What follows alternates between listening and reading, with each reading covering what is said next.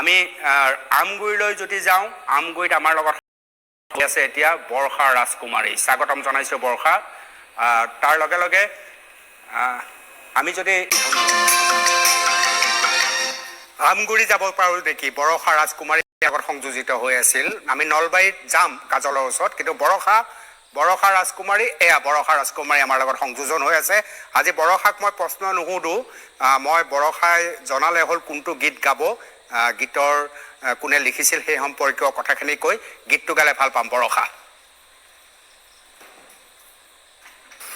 হয় অনুপম দা, পোনপ্ৰথমে আপোনাক বহুত বহুত ধন্যবাদ জ্ঞাপন কৰিছোঁ আজি এটা ইমান ধুনীয়া অনুষ্ঠানত মোক অংশীদাৰ কৰাৰ বাবে।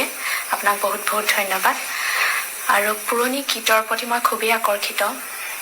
সৰুৰ পৰাই এইসমূহ মই গীত গাবলৈ শিকিছিলোঁ আৰু বিভিন্ন ধৰণৰ কম্পিটিশ্যনত মই পুৰণি গীতসমূহ গাবলৈ চেষ্টা কৰিছিলোঁ। আৰু এইকাৰণে আকৰ্ষিত যে এই গীতসমূহৰ পৰা আমি বহুত কথা শিকিবলৈ পাওঁ আৰু ইয়াৰ এটা ক্লাছিকেল বেছ থাকে। গতিকে আমি পুৰণি গীতসমূহ খুবেই চৰ্চা কৰিব লাগে। বৰ্তমান মই পুৰণি গীতসমূহ চৰ্চা কৰি